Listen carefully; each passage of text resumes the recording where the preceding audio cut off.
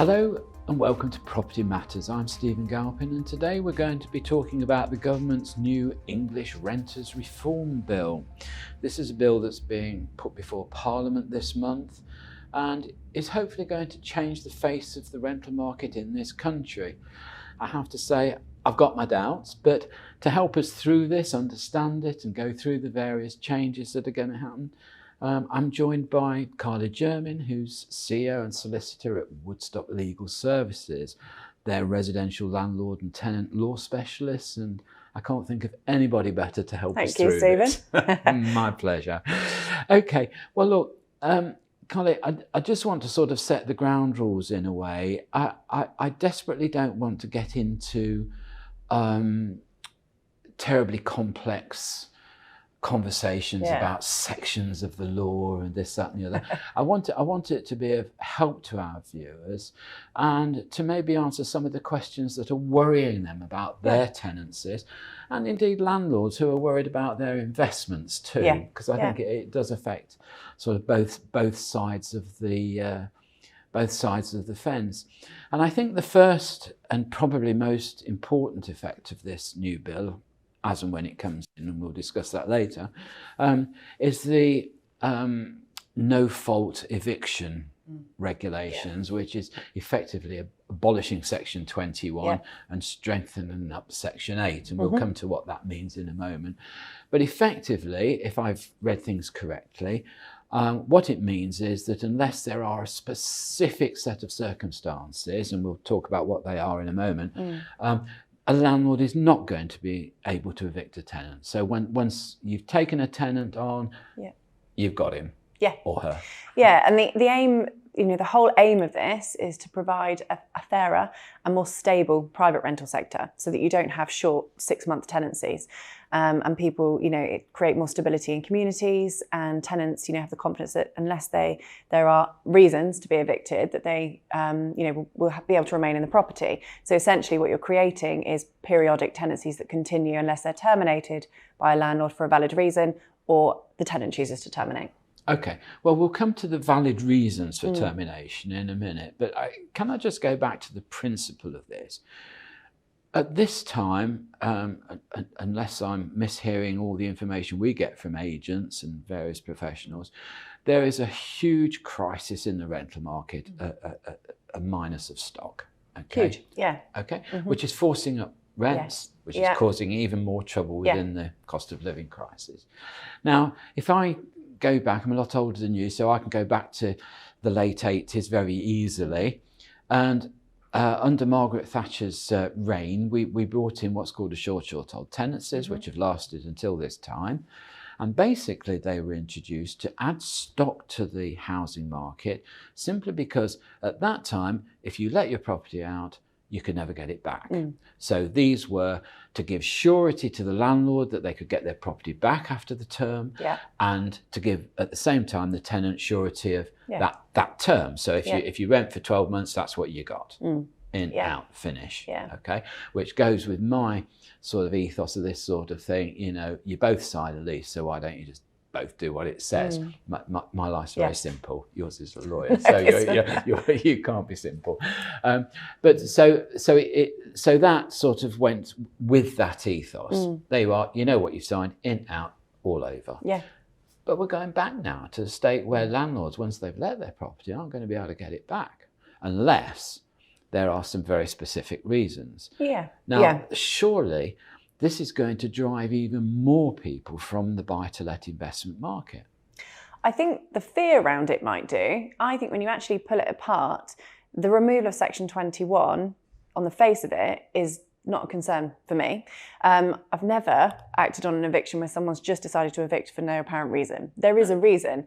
And what the new legislation is looking to do is to take away Section 21, but make sure that they're evidencing that reason and not just using a no-fault eviction where the tenant doesn't have an opportunity to respond or the landlord doesn't have to prove their grounds.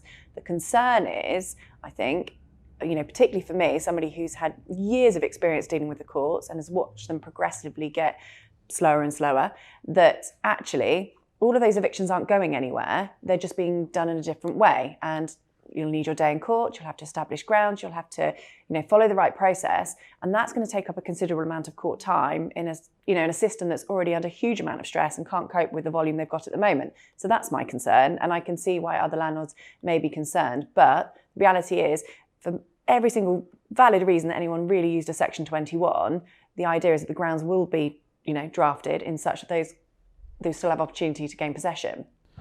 Well, but it may just take longer. Well, it will take longer. And I mean, you mentioned the court process there. I mean, I've sat in magistrates court for 16, 17 years.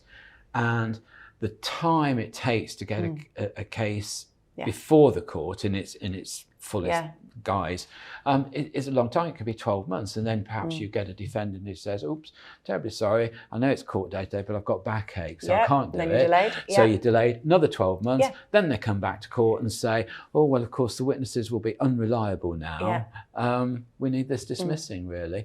And I think you're going to get this in the housing market. Now, it's not going to apply to everybody, because I think the majority of tenants are good tenants, the majority of landlords are good landlords. And I worry that this legislation is really a bit of a sort of sledgehammer to crack a nut, because I think you could be more focused on what's bad in the market, focus on that and try and get it right, rather than this one-size-fits-all sort of kind of legislation. I mean, I was with somebody at breakfast this morning who's quite big and well respected in the property market, and he said, don't these people realise if you're a good landlord, 9 times out of 10 you'll get a good tenant, and it's only a very small percentage that abuse the system or try and manipulate it. I mean, am I right? And the numbers are small of those with difficulty, so I think it's about retaining some perspective. And you're right, good landlords do tend to attract good tenants, but even good tenants fall on hard times, and landlords need to be able to have a resolution so they can gain possession of their property. And there are the odd tenant that has no intentions of paying rent. We've seen them again and again. It is a concern for landlords, and it is huge change. It's one of the biggest changes we've seen for generations. So that's why it's so important, why it's attracting so much attention and so much emotion from landlords and tenants. Okay, so just on this Section 21 then, before we just move on to a slightly different aspect of this new legislation. So on the Section 21, you are going to be able to give notice to your tenant under certain circumstances, and those circumstances are? So, rent arrears, which we've always had. Interestingly, they've introduced a new ground for rent arrears, which I think is, a bit of a win for landlords. So it'll be interesting to see how often they can use it. But the issue we had with the original, they call it Ground 8, where there were 2 months rent arrears. They had to be in 2 months arrears at the date you served notice and at the date of the hearing. Quite often you would get, tenants quite aware of that requirement and would dip just below. So you get to your hearing date and the judge has some discretion as to whether they order possession. And if they're just under, it's, they're making an order to make somebody homeless at the end of the day. So it's a big decision, 10-minute hearing, they've got to be quick, and so they will err on the side of caution and normally go the tenant's way. And you'd see tenants constantly dip below that 2 months to make sure they didn't get caught by that provision. But what they've got now, which may help, and the proof will be in the pudding, is where they are in 2 months rent arrears, 3 times in 3 years, something along those lines. So that's helpful. And the other, they're introducing a ground that if you're going to sell the property, that can't be used in the first 6 months. And then there's fines if, what they're trying to avoid is sort of backdoor eviction. So they pretend they're going to sell and actually they don't, they just let to another tenant. Might be quite difficult to monitor for prosecutions and fines, that sort of thing. But that ground is there. There's also a ground for letting it to family members.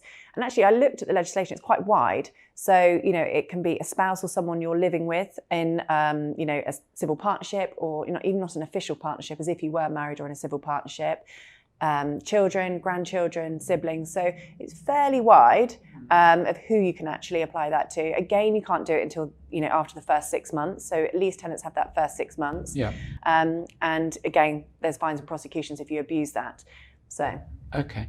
So I mean, I know with certain judges that on Section 8, for instance, where at the moment we say if you're 3 months plus in arrears, Section 8 comes in, they will say we have no discretion, we must just It's mandatory ground. Yeah. So that's mandatory. Yeah. Okay. But this is going to change to something a little bit more flexible. Yeah, with just the introduction of the other ground, but that will be mandatory if you can establish that. So you won't have to, at the current situations, if you don't satisfy that 2 months, you've got discretionary grounds. But, it's very difficult. And I never encourage landlords to go on discretionary grounds because, like I say, you've got a 10-minute hearing. It's a big decision to be made on the day. So, if you can satisfy those mandatory grounds with really good evidence, and that's what people will need. It's making sure that they've done the proper notice, they've gathered everything for court, and that they've given that judge in everything they need so that in 10 minutes, which is really quick, that they can hear your case, hear a tenants if they turn up, hear their representative if they turn up, if they're there to support, and actually they make the decision in your favour on that day. So that's why the sort of the planning element to go into these possession proceedings becomes very important. And under the new legislation, is this still going to be the county court that deals with this? Yes. Yeah. Okay. So what about the time that it takes to get that hearing in the county court? I mean, that's my concern. And they're talking about reform. I think huge investments needed. They're talking about digitalising it. At the moment, we do... What does digitalising court mean? I mean, well, exactly. It's quite vague, isn't it? Yeah, well, it is quite vague. I've had all this in the criminal courts. Yeah, and at the moment, we use, if we're issuing a claim for rent arrears, we use a system called Possession Claims Online, which actually is not bad. And you put your claim on there, and then you normally get your hearing date as soon as you issue online. Okay. That used to be about 6 weeks when you issued. And I'd be like, right, there's my hearing date in 6 weeks' time. Now it varies very considerably. It can't be less than 6 weeks. Most of the time, on average, it's about 3 months, if not more. So, and then will they adapt that system to allow you to issue other claims on there? They should, because other claims will just be slower to issue because they're being posted, snail mail, and then you're waiting for a judge and, the office to go through it and get it issued. That's really, really, really slow. So hopefully, all claims can be issued online. I'd love to see the ability to track your claims online. We quite often claims and orders, etc. We're chasing courts, but my team will spend hours on the phone. In fact, we have people allocated to call one particular court asking several questions on several different cases a day so that we can get updates to people because they're that slow. So the amount of reform required is huge, and that's probably my biggest concern, not the removal of Section 21. Okay, on that happy note, we're going to go to a break. So join me again after the break when I'll be asking Carly more questions about the new legislation.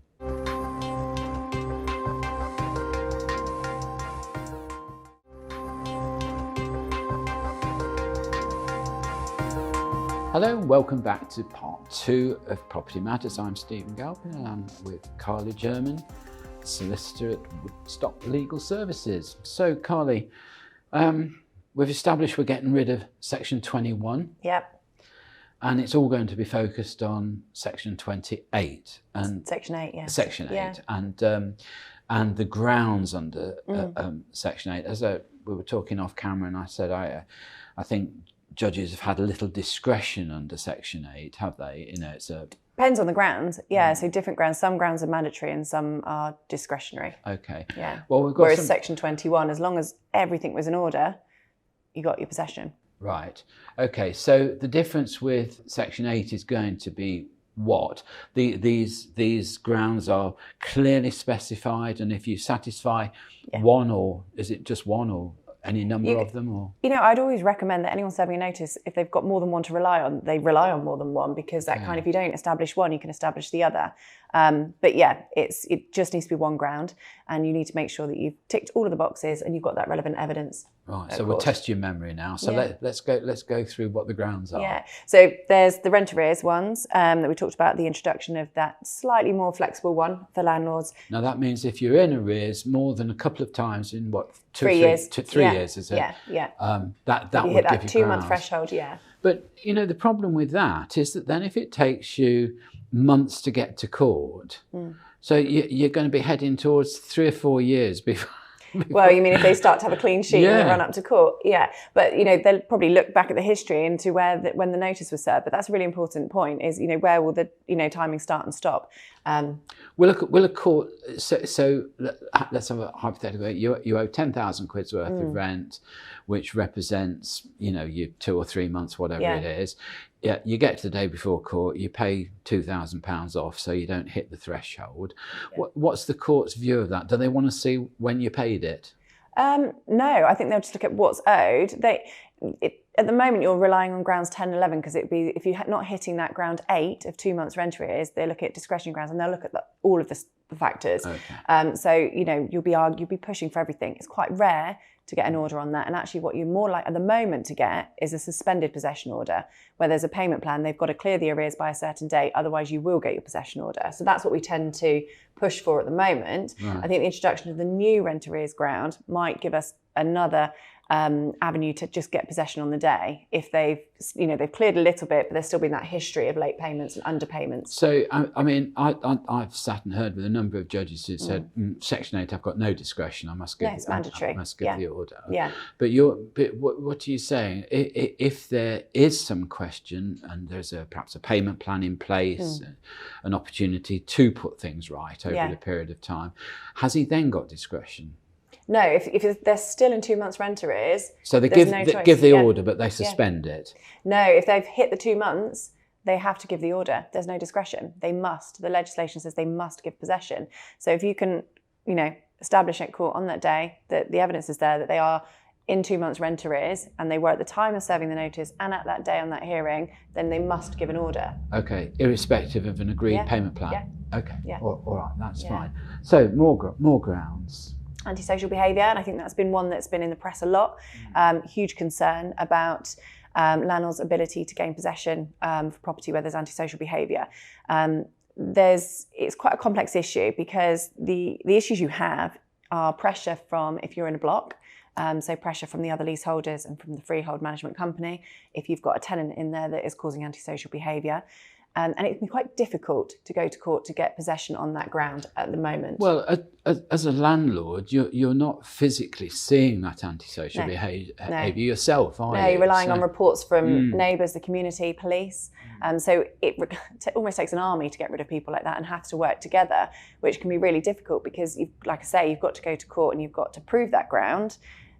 And that's why people would have used perhaps Section 21, because they didn't have to prove that ground. Because if you think about it, the people that are going to be there to give you evidence are going to be the neighbours, who might be quite concerned about giving evidence about their current neighbours, particularly if the court claim fails and they're welcomed back into the property or they remain in the property and they have to live alongside these people. It can be really difficult. So they're really challenging claims. And actually, most of the time, quite often they come hand in hand with rent arrears. But quite often that would be where you'd say, look, just use Section 21. No one has to go to court. No one has to give evidence.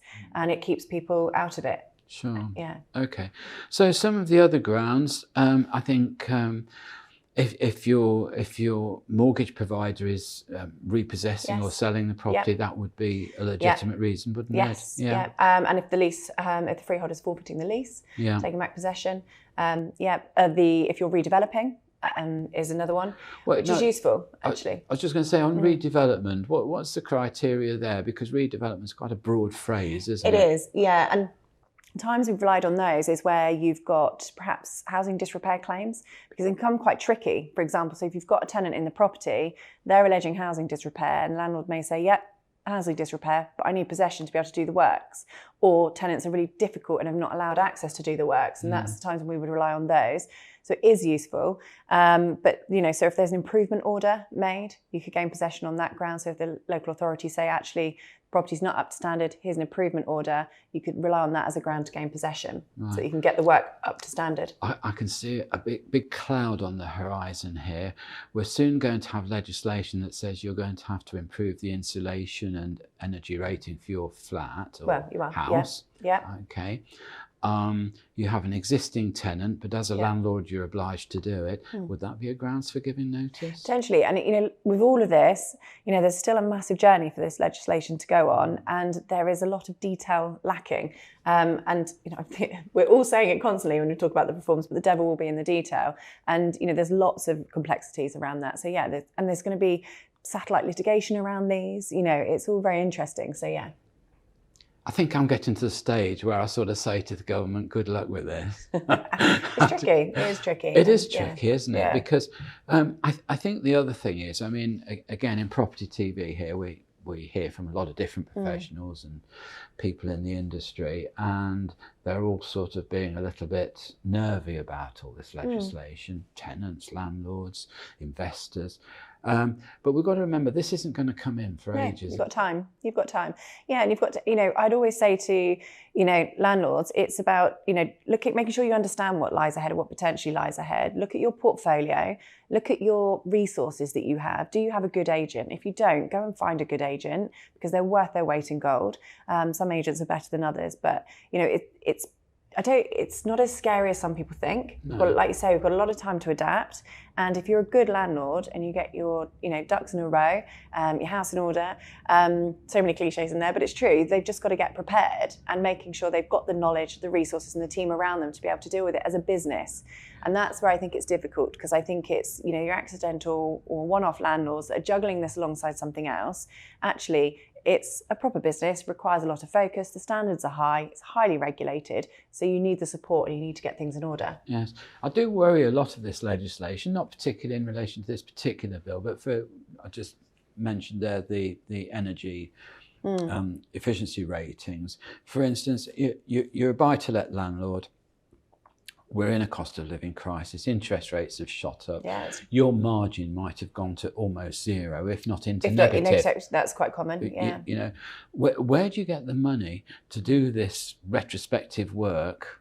On insulation, on windows, on lofts. Yeah, I mean, there are grants available. There are certain, I don't know, grants, there are, but it's pretty limited. So, and that's a concern. We're in a country where there's lots of older properties, and they're beautiful, the older properties. So it'd be really frustrating if, they were no longer available on the market, and we've got a huge supply issue. Yeah. Okay. Well, look, we've touched on some of the more sort of serious grounds for getting possession. So let's take the abolition of Section 21, the widening of Section 8. What's your view, Carly, of the effect on the market of this particular sector of the bill? I think it's mostly fear about it. And like I say, if you've got a good team around you, you've got good systems and processes, every time you needed to have gained possession or wanted to under a Section 21, you should be able to, if you do it properly and you do it correctly. So I don't think it's a huge concern, but I can see the fear around it, and people think, oh, this is too much. I'm done. There's easier ways to invest. There's easier ways to, make money. But there will be others that say, bring it on. I know what I'm doing. I'll get my house in order and I can tackle it, and I'm confident I can tackle it. Yes. And those landlords will do quite well, I think. I think this does come back to sort of, good landlords attract good tenants. Yes. I think that's the ethos really that matters, isn't it? But there is this exodus of people from the buy-to-let market, and that is worrying because it is causing huge pressure on the rental rates, isn't it? Yeah, and I think a lot of that's to do with how long this bill has taken to come in, and people waiting for the detail, and just people need certainty, and we're still not quite going to get certainty for a very long time. So, and that's been the concern. Well, I think we're not a country who lives on certainty, are we? Whether it's investment or not. Lately. I can remember years and years ago, I went over to Japan and I met the boss of Honda, and I said, from within my lifetime, you've gone from a tiny little company to being a sort of worldwide conglomerate.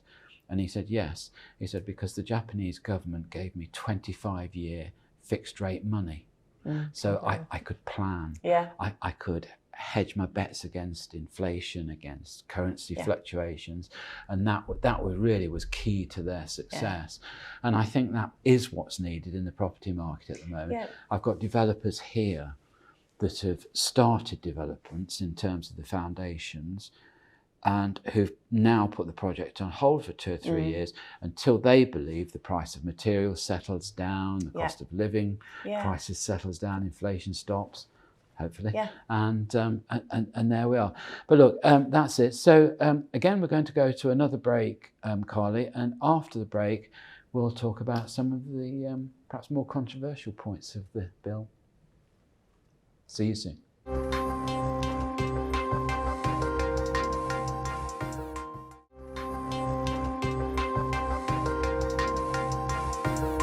Hello and welcome back to part 3 of Property Matters. Carly, we've talked about probably the most critical part of the bill, which is to do with your security of tenure and everything else. And I have to say, in general, I'm all for tenants having security, but I equally want to see landlords be secure in the way that they're treated. And one of the slight issues that I can see, this conversion of assured short-hold tenancies to periodic tenancies as a matter of an automatic transfer. In the bill it says the tenant, if wanting to leave the property from that periodic tenancy, would have to give 2 months' notice. Yeah. And they say that's because it's fair on the landlords to give him time to find a new tenant, etc., etc. Yeah, but hold on a minute. If the tenant can give 2 months' notice, why can't the landlord give 2 months' notice? Yeah, I know. And does it feel unfair? But it's about creating stability for the tenant. Yeah, and as a landlord, I can see that view, and I think landlords will be concerned because it used to be 1 month, but obviously after the fixed term had expired, so you've got 2 months, so it's a little bit more. But I was hoping to see a restriction on that in the first, say, 4 months, which I haven't yet. But like I say, there's still time. And I think if we're pushing for stability, it does need to work both ways.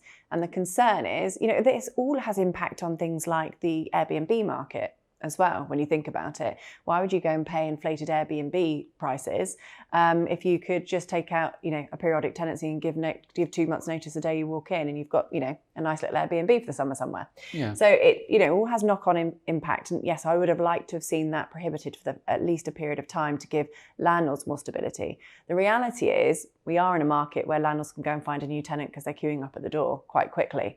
So actually landlords should be fine in this market, but if the market changes, that may be more of a concern. So I'd like to see people continuing to put pressure on to perhaps have a little bit of a gap for landlords so they've got confidence there at the beginning of the tenancy. I'm just not keen to see anything that restricts investment in property. Yeah, I understand that. You see, I mean, in years gone by, I've been out in Singapore, in Kuala Lumpur and Hong Kong selling property, and most of those properties were for investment in the UK, and the overseas buyers have always been very confident with UK legislation. My money's safe. It's if I bought the property, it's not like buying something in Russia where you might or might not get the title deeds, or you might equally get somebody knocking on the door saying, well, you thought you bought it, but you haven't.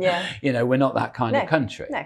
And that's great. But I just feel that we're just heading a little bit back to too much bias towards the tenant, really. And I like act for landlords. So I make no secret if I think the pendulum has swung too far. But, it's a bit scary for some landlords, and perhaps it does cause a lot of uncertainty when it comes to investment. And I will always encourage landlords to try and really look at this as an investment, and this is your asset, and it's a business, and they have to put their business hats on. And yes, you have to assess it commercially. And if it's not the right investment for you, it's not. Right. Now I'm going to move on to a subject now in this legislation which I really don't like. And it's called pets in lets. Yeah. Now, why don't I like it? Look, I think the market has two sectors here. We have the big institutional landlord that might buy a whole block of flats. It's an investment. So they take the most popularist clauses, put them in there, anything that's attractive to the tenant, anything that they as landlords can live with that's not going to cause them a problem, and that's fine. But we also have a huge army of landlords that own 1 or 2 properties. We all know that they can't put a buy-to-let property into a pension scheme, but there is nothing to stop you having a buy-to-let property as your pension. No, and quite often they are. And they are. Yeah. Now, what that also means is that those smaller landlords probably are much more emotive and caring about the property that they've invested in. And here we are, the government saying, you've got to let pets in here. Now, I don't like sort of dogs and cats, and I would kick like mad about letting one in my home. The building that I live in, the head lease prohibits them anyway. It actually says all pets. So I suppose even if you've got a goldfish, I suppose you're in breach if you've got it. But I would object to the government saying to me, I've got to let dogs in my flat. Now, I know the new legislation is going to say, right, the obligation is for the landlord to consider an application, and he has, I think, 42 days in which to make that choice. But you see, the decision I would make, I'd say, yes, I'm going to consider it, and the answer is no. But you can't. Well, tell me. So it will be implied It'll be an implied term of the contract that consent will be given unless you have reasonable grounds to refuse. So it's flipped on its head. I don't stay with you on this one. I have to admit, and I've dealt with hundreds and hundreds of claims to do with possession, rent arrears recovery, damage to properties. It's quite rare that pets are a problem. And what they're looking to do, and I think this encourages stability. Actually, there's a lot of information out there to show that people that do have pets tend to be better tenants. So blocks are a different point, and I'll come to that. But what they're doing is they're amending the Tenant Fees Act so that what landlords will be able to do is require insurance, and they'll be able to take control of that insurance and deduct payment. Let me just stop you there. Just looking at the wording in the legislation on that, it says that either the landlord may be able to require the tenant to take out insurance or accept the landlord's insurance. Yes. But I just wonder how many arguments you're going to, I don't want that insurance policy, I want this one, that one's too expensive, this is... Yeah, and again, I talked about satellite litigation and little mini disputes all the time. And this is where you'll get, because again, the devil is in the detail. And it's, is that, premium necessary? Is that policy too wide? Why do I need to pay that? They were talking about one dog here, not, and that will be an area for disputes, I think, and concern.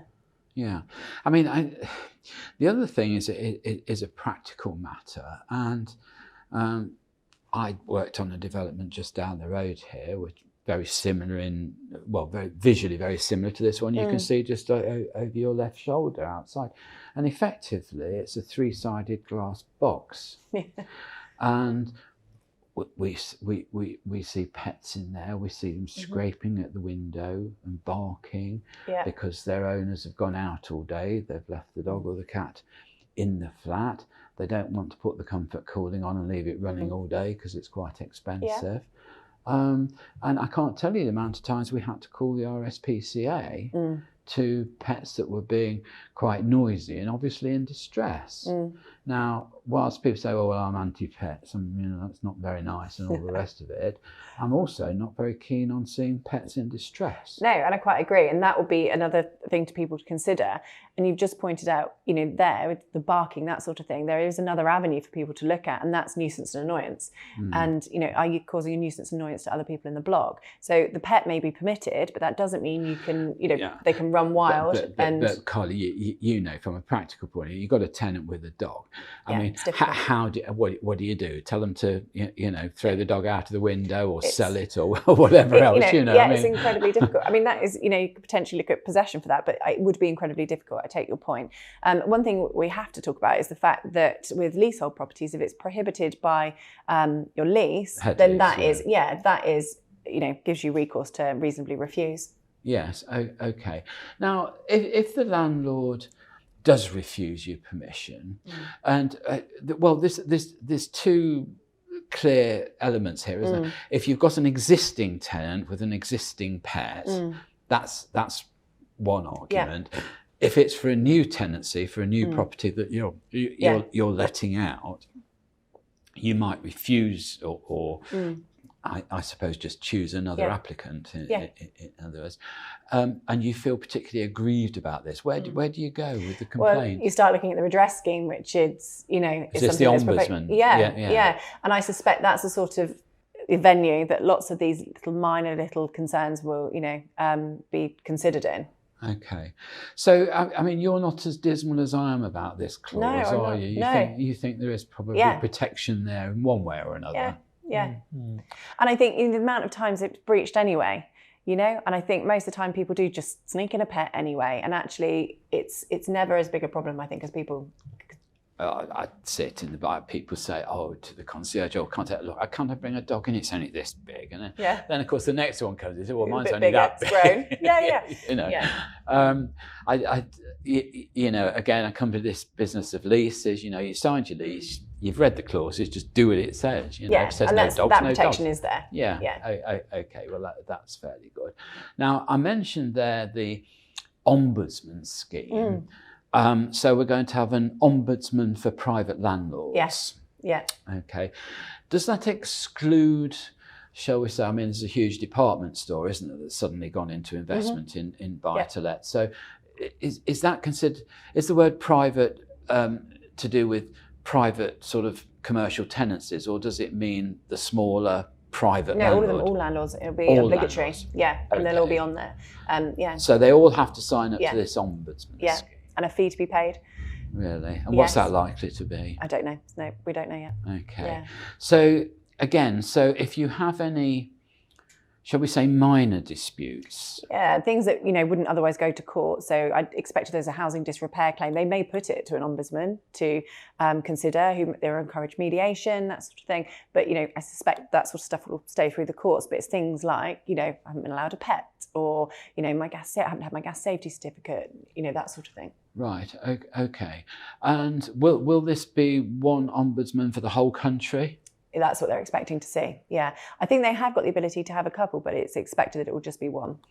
That's going to be a busy office, isn't it? It is. Yeah. It is. Yeah. So all landlords are going to have to subscribe to this. Yes. And the powers that ombudsman will have. I think I read that his maximum fine or compensation will be 25,000. Yes. But I mean, I think it would have to be a pretty extreme case for that sort of money to be dished out. Yeah, they're all going to have the power to force a landlord to issue an apology, to stop doing something they're doing. So it might be something like fairly low level breach of quiet enjoyment. If a landlord keeps turning up all the time, that sort of thing. And you do see that, well-intended landlords that keep just popping in and doing the garden. Yeah. And that's the sort of, thing they may look at. Or checking to see if you've got a dog or not. Yeah, exactly. Issued apology compensation, that sort of thing. So, yeah. Okay. And I wonder what sort of time that will take, because again, I keep thinking of the person that feels that they've been obstructed or not been treated correctly on their application. I mean, I just have it in my mind that they will be actually focused on finding another property that they can go and rent. I think so. And so I just wonder how many of these disputes will actually move forward. Yeah, who knows? If there's a complaint. We're in a culture where people are getting more inclined to complain, people are more inclined to sue. So, I don't know. We'll see. It's big numbers you've got to look after. I've got to be careful of my words here, and I'll try and be as tactful as I can. But there's also a breed of solicitors that specialise in trying to dig out these rather, I'm going to say, spurious claims sometimes. Yeah, we've seen a huge increase in it, particularly in housing disrepair. No win, no fee solicitor. You had it with the deposit regulations, no win, no fees on deposit breaches. Deposit breaches have died down, but they're still there. But, when it first started, landlords were getting it wrong all the time. So, there's huge amounts of claims there. And, they do still exist. But now I'm really seeing a drive for housing disrepair from no win, no fee solicitors. And that can be incredibly frustrating for landlords because there's a pre-action protocol, which means a landlord has to respond. So, and they have a certain timescale for responding, otherwise they can go off and issue their claim. So, we get these letters and quite often I can deal with them very quickly because they have no merit, but the landlord still had to incur the time, cost and effort to respond to them. So, there's certainly a drive towards that work. Okay, well, there we are. We're going to take another break now, and we'll come back after the break and conclude our conversations on the new bill. Look forward to seeing you then.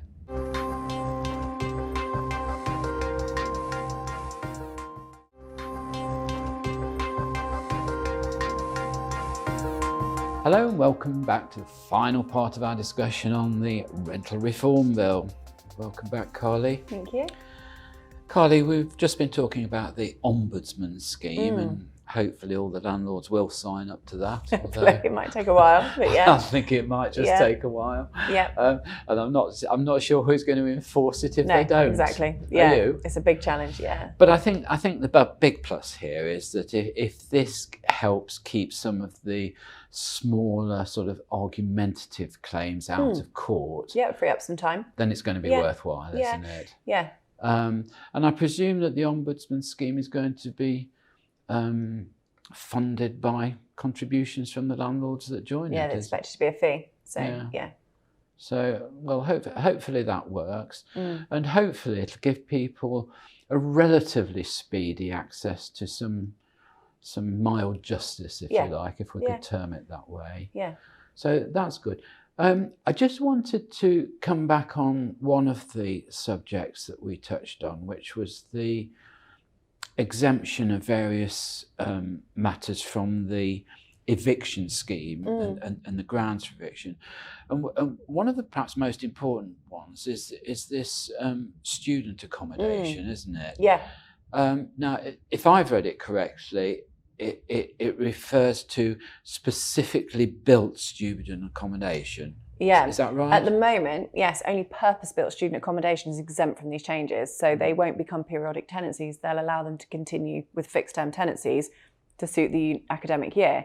The pushback on this, and there's been lots of campaigning about it, and I think we've already seen a bit of a U-turn, perhaps, with the government, that they will reconsider the position for private landlords, because at the moment, private landlords will fall into account with everybody else and not exempt from these changes, which presents a really big problem, because actually there's a huge shortage of housing for students, and private landlords are needed to prop that up.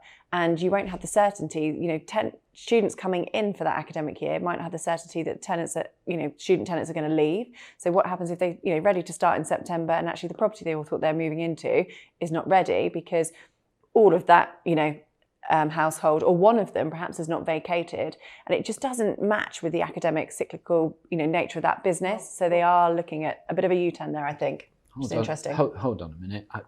I'm afraid I was never bright enough to go to university. I'm not that clever, so I don't really know. You are. Sure you are. I don't really know how it works. But it seems to me, again, we're getting overcomplicated here. Why don't we just say, if you want to have designated student accommodation, why isn't it the colleges and the universities that become the tenant, and they can simply sublet to their students? Interesting concept. On whatever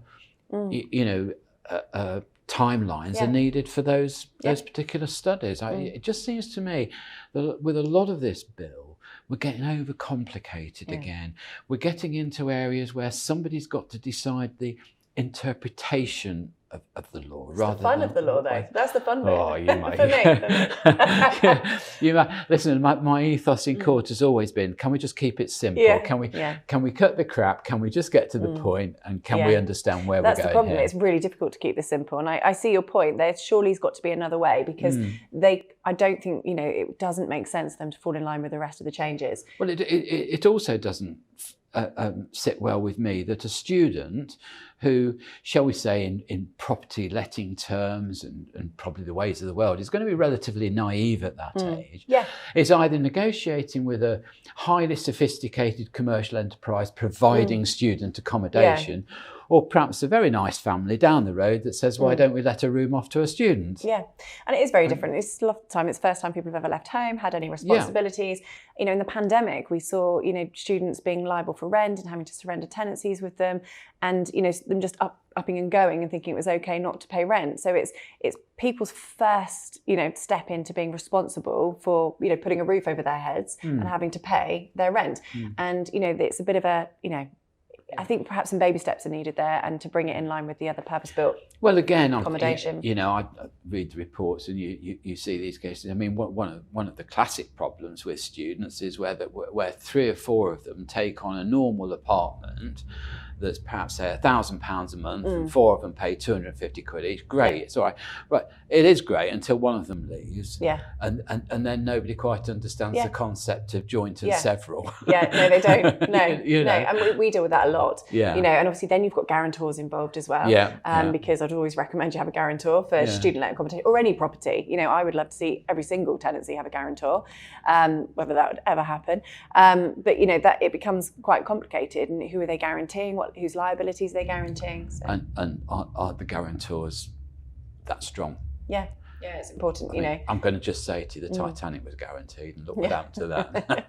Anyway, look, let's move on to the sort of final sector that we're going to talk about, which is the new property portal.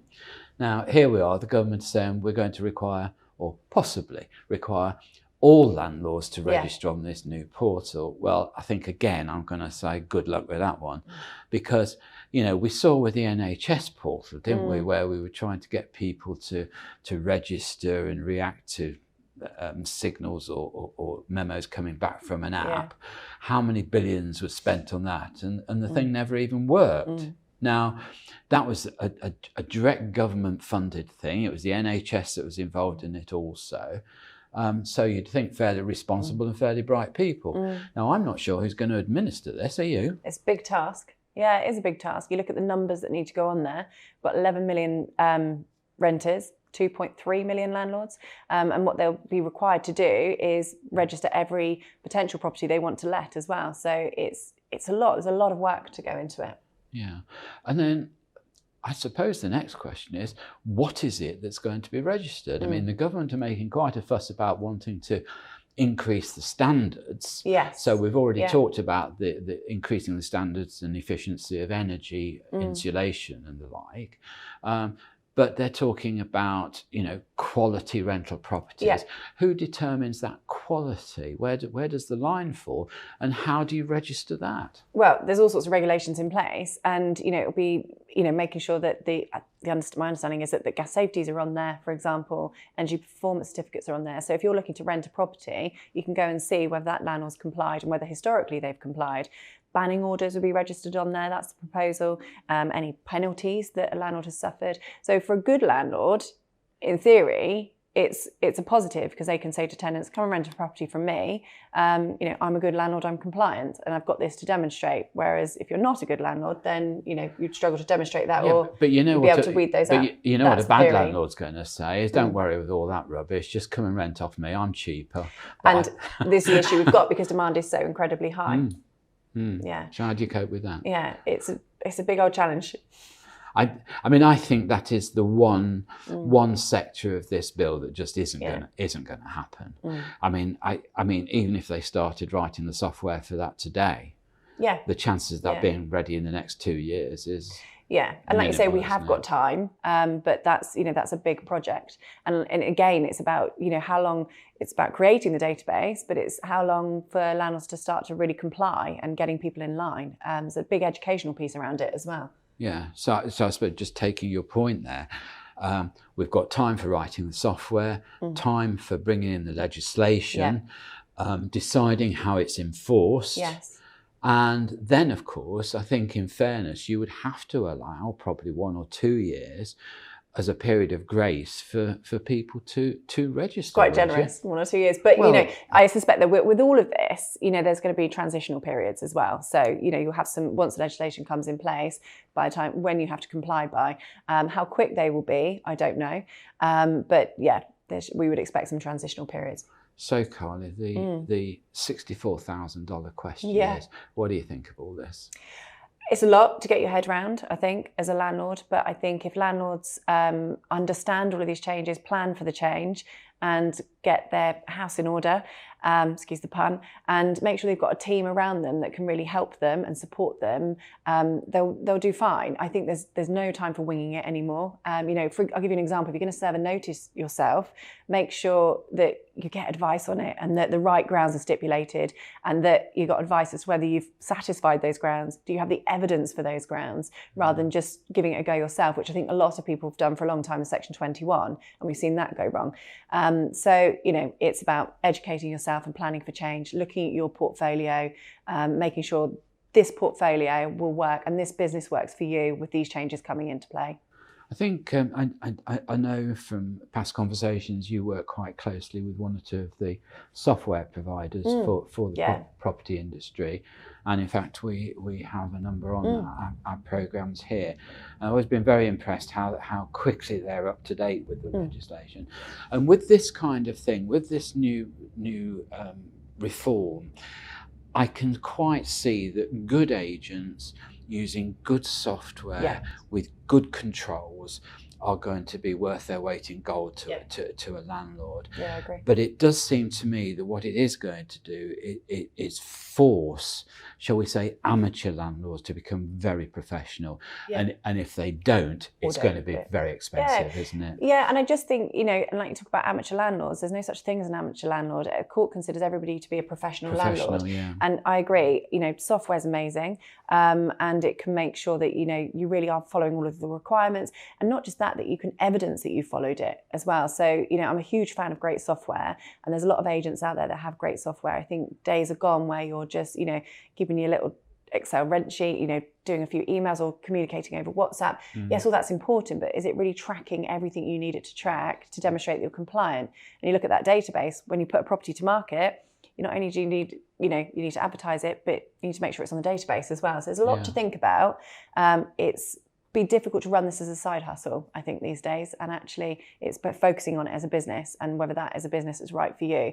So if you're landlords of one or two, it's quite difficult. I did tell somebody off the other day if you're using the word side hustle, and I said you have to understand what hustle means, and it's not very good. And they said yes, but it's today's language. It is. I like it. So there we are. Well, on that note, I'm going to say a big thank you to Carla Jermyn from Woodstock Legal Services. Thank you for having me. Thank you. You're obviously the lady to go to on this subject. So you've certainly proved your worth today. Thank you so much for that.